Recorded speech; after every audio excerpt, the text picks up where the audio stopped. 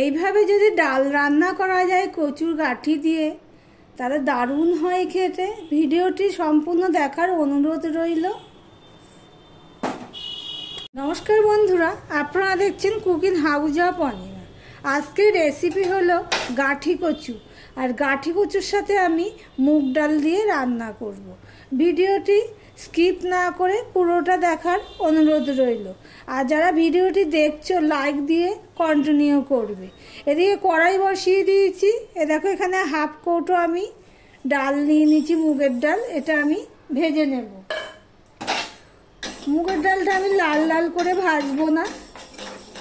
এদিকে দেখো গাঁঠি কচুগুলো আমি এইভাবে কেটে নিয়েছি, নিয়ে জলের মধ্যে ভিজিয়ে রেখেছি। গাঁঠি কচু কেটে জলের মধ্যে ভিজিয়ে রাখলে গাঁঠি কচুর যে একটা নালসে ভাব সেটা বারে বারে ধুলে চলে যায়। দেখো ডালটা গন্ধ বেরিয়ে গেছে।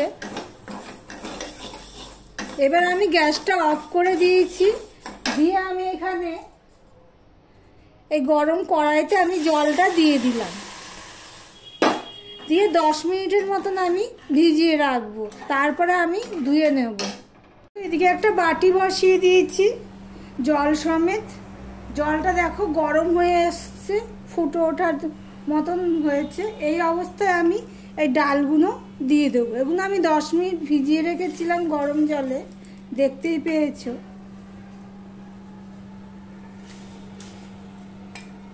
আমি আবার প্রেশার কুকারটা খুব একটা ব্যবহার করি না। ওই কলাইয়ের ডাল, মটর ডাল, ছোলার ডাল হলে প্রেশার কুকার ব্যবহার করি, মুগ মসুরের জন্য ব্যবহার করি না। লাইক করে ভিডিওটি কন্টিনিউ করার অনুরোধ রইল।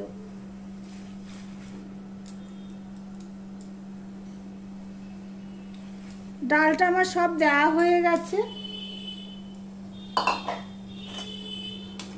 ডালটা এবার সিদ্ধ হতে থাক। দেখো ডালটা ফুটে উঠেছে। ডালের এই ফেনাগুলোকে না ফেলে দিতে হয়। ফেলে দিলে কি হয়, ডালের স্বাদটা বেড়ে যায়। আমি কিছুটা ফেলে দিয়েছি, তোমাদেরকে দেখাবো বলে আবার ভিডিও করছি।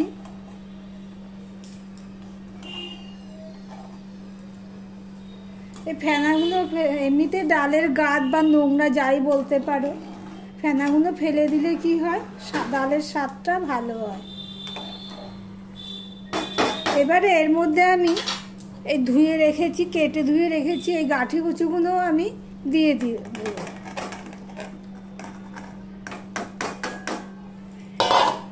ডাল আর কচু সিদ্ধ হয়ে গেছে। এবার আমি এখানে অল্প লঙ্কার গুঁড়ো দিয়ে দিলাম, হাফ চামচেরও কম লঙ্কার গুঁড়ো দিয়ে দিলাম। অল্প হলুদ দিয়ে দিলাম, হাফ চামচ ধনের গুঁড়ো দিয়ে দিলাম, হাফ চামচ জিরের গুঁড়ো দিয়ে দিলাম। এবার আমি এখানে স্বাদ অনুযায়ী নুন দিয়ে দিলাম। আমি এখানে 1 চামচ দিয়েছি, পরে দেখে দেব। এবার সমস্তগুলো আমি ভালো করে মিশিয়ে নেব।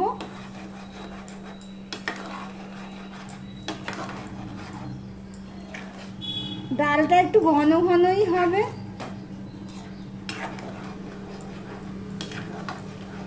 নিয়ে আমি 1 মিনিটের মতন ফুটিয়ে নেব।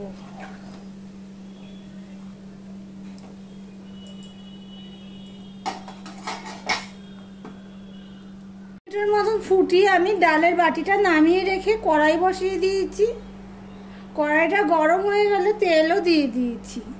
তেলটা দেখো গরম হয়ে গেছে। এখানে আমি একটা শুকনো লঙ্কা ফোড়নে দিয়ে দিলাম,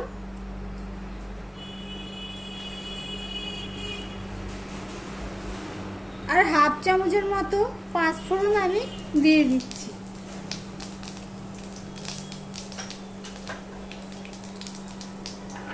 দেখো 5 ফোড়নটা লাল লাল হয়ে গেছে, গন্ধ বেরিয়ে গেছে। এবার আমি এখানে একটা রসুন থেতো করে রেখেছিলাম ছাড়িয়ে, সেই রসুনটা আমি দিয়ে দিলাম।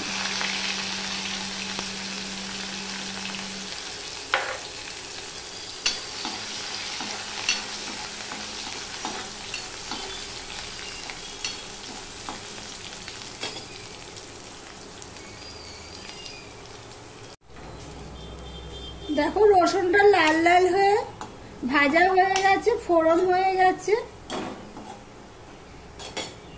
এবার আমি এখানে একটা টমেটো কেটে রেখেছিলাম, সেটা দিয়ে দিলাম।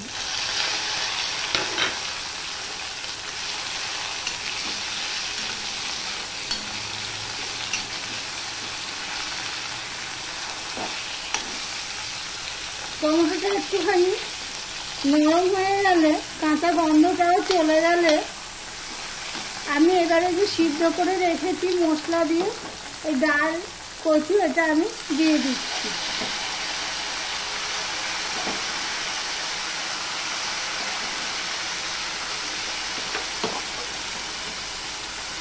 এইভাবে করলে দারুণ হয় খেতে, তোমরা করে দেখতে পারো। ডালটা ঘনটা একটু বেশি হয়ে গেছে। ওইদিকে আমি ইন্ডাকশনে জল দিয়েছি, গরম করে নিয়েছি।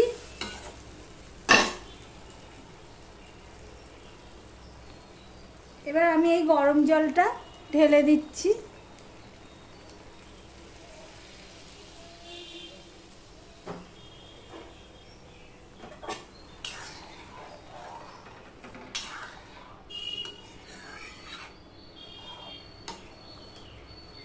এবার ডালটা আমি যেহেতু ফোড়ন দিয়েছি, সেই জন্য ফোড়ন দিয়ে একটু ফুটাতে হয়, একটু ফুটিয়ে নেব। ডালটা ফোড়ন দিয়ে আমি প্রায় 3 মিনিটের মতন ফুটিয়ে নিয়েছি। এবার আমি এখানে চিনি দিয়ে দিলাম, যেহেতু মুগের ডাল, 1 চামচ চিনি দিয়ে দিলাম। তোমরা এটা দিতেও পারো, নাও দিতে পারো, অপশনাল।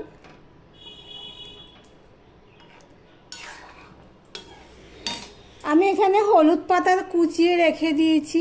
যারা আমার ভিডিও দেখো তারা তো জানো হলুদ পাতা আমি দিই। এই হলুদ পাতাগুলো আমি কুচিয়ে রেখেছি, এগুলো আমি দিয়ে দিলাম। আর যারা হলুদ পাতা খাও না, হাতের কাছে নেই, ধনে পাতা দিয়ে দেবে। এইভাবে ডাল রান্না করলে দারুণ হয় খেতে। আর সামনে দিয়ে তোমাদের দেখাচ্ছি কেমন হয়েছে, ঠিক এরকম হবে ডালটা। ডালটা দেখো কিছুটা গলে গেছে, আর কিছুটা গোটা গোটা রয়েছে। তাহলে ভিডিওটি আজকের মতন এখানেই শেষ করলাম। আবার অন্য কোনো রেসিপি নিয়ে চলে আসবো। আর ভিডিওটি যদি লাইক